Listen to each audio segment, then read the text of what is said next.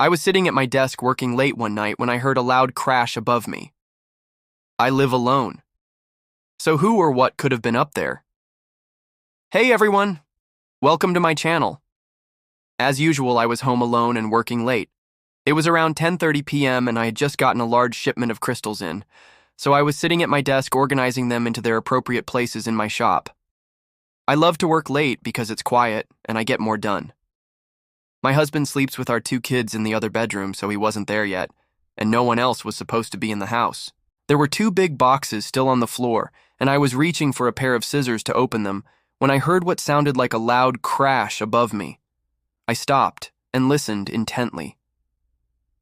The walls are pretty thin in this old house, but it didn't sound like footsteps, heavy as they were, or anything like that. So where did it come from? My studio is located in the basement of my home. The ceilings are quite low. They're about 6 feet, which isn't bad for a basement. But when I stand on my tippy toes, I can see the trap door in the ceiling above me, and that's the first place I look to figure out where the sound came from. It's not uncommon for little bugs to fall through here from outside. There's also a hatch leading to the attic. This one hasn't been opened in decades. There's a spare bedroom above my studio and a small closet near the front door of the house. That room has never been used since we bought the home 7 years ago. We left the hatch open when we moved in, but after the first winter, we closed it because we didn't want any more snow from getting in. I checked the closet first. There was nothing in there.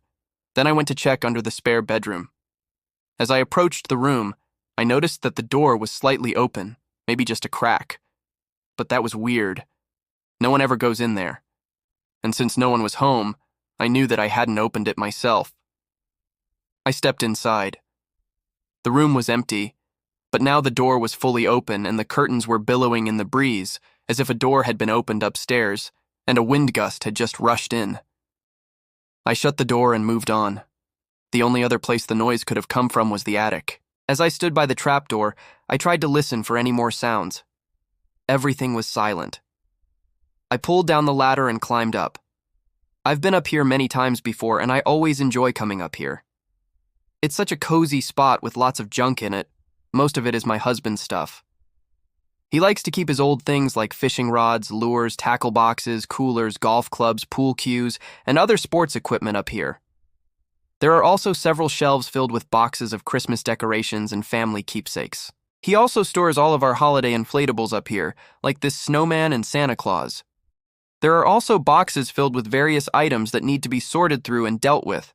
I don't want to bring those boxes downstairs in the studio because I don't have space for them, but up here they collect dust.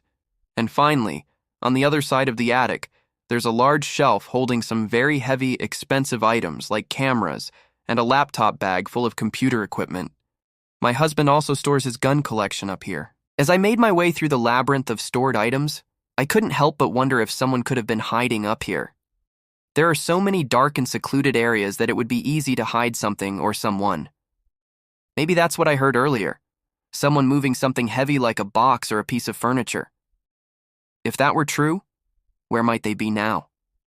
Was whoever made the noise still up here watching me? I hoped not.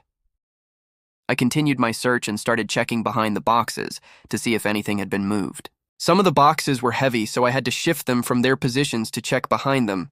And even though I was hoping not to find anything suspicious, I couldn't help but think that if I did, it would be the scariest thing that I'd ever experienced. I mean, how could someone have been living in my attic without me knowing it? I remember when we found these decorative bricks behind the water heater in the utility room. At first, we thought they were just there as part of the original construction of the house, but then we realized that they were actually fake. They were hollow, and when we tapped on them, they sounded like a hollow drum. Someone had put them there to hide something. Now, my husband works in law enforcement and has dealt with some really bad people. Some of those people hid things in false compartments in their homes. Some of those compartments were cleverly hidden while others weren't. These bricks were a simple hiding place for drugs or money. Not so clever. So if someone was living in my attic, they wouldn't be stupid enough to leave evidence behind, right? Well, let's hope so. I felt along the back of the boxes, tapping on them to listen for any hollow sounds. When I reached the shelf where my husband keeps his guns, I paused and thought about what I would do if I found something. Should I call the police? If they found someone living in my attic, they would probably be arrested. But what if they were a victim of foul play? What if they needed my help? Or maybe it was just a raccoon or some other animal. I'm sure that was probably what my husband would tell me, but I couldn't help but wonder what else it could be. I took a deep breath and continued my search. At this point, I figured that if I didn't find anything, I should probably go ahead and call the police. Nothing turned up and the attic was empty except for all the clutter. As I was making my way to the ladder, I noticed a white plastic bag on the floor. I bent down to pick it up and it felt soft and squishy. A chill ran down my spine. Was this a person's clothing? Carefully, I untied the string and opened the bag. Inside was a dirty sock. It didn't smell, thank goodness, but it was definitely a human sock. This meant there was a person up here somewhere. Just then, a loud crash echoed through the attic. I jumped and then ducked for cover behind a box. I held my breath, waiting for whatever had fallen to hit the floor, but nothing fell. The silence was deafening. Where was whoever was up here? Were they watching me? I peeked around the corner of the box. Then I saw it, a cardboard box that had fallen off the shelf. It landed on its side, spilling its contents onto the floor. The box was empty. It had been storing Christmas lights and some other decorations. I sighed with relief, but then I noticed something strange. Something was lying underneath the box. It was too thin and long to be a Christmas light strand. I crawled closer and peered underneath. There, hidden in the shadows, was a long, slender object wrapped in bubble wrap. I reached out and slowly unwrapped the plastic. It was a pool cue. My husband's pool cues. The bubble wrap had ripped, so I reached in to retrieve it when suddenly I heard a voice. "What are you doing?" I froze and stared at the pool cue in my hand. The bubble wrap dangled from my fingers. A man stood behind me. His face was obscured by the darkness. "Who are you? How long have you been up here?" I asked, my voice trembling. "How long have I been what?" The man stepped forward, his face now illuminated by the single overhead light. It was my neighbor. "Oh, hi, neighbor," I said, feeling humiliated. "I thought you said you weren't home." "I'm never home, you know that." He picked up the pool cue and walked toward the ladder. "Thanks for watching my stuff for me." "Wait," I called out to him. "How did you get up here?" "Through the window in your studio," he replied over his shoulder.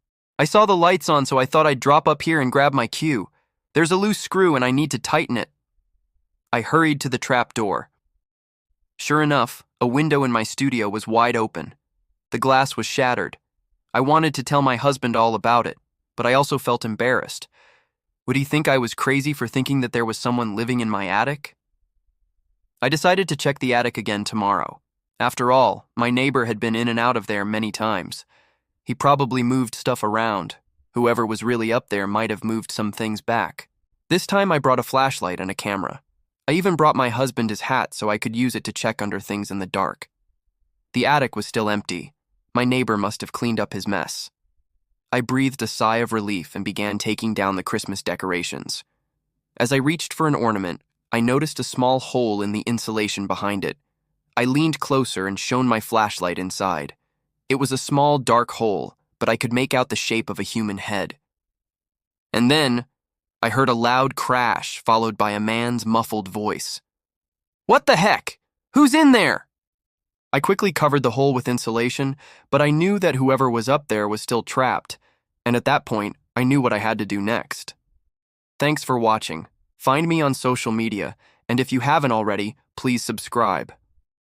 Have you ever heard a mysterious noise in your home and had no idea where it came from? Let me know in the comments below, and be sure to check out this video next.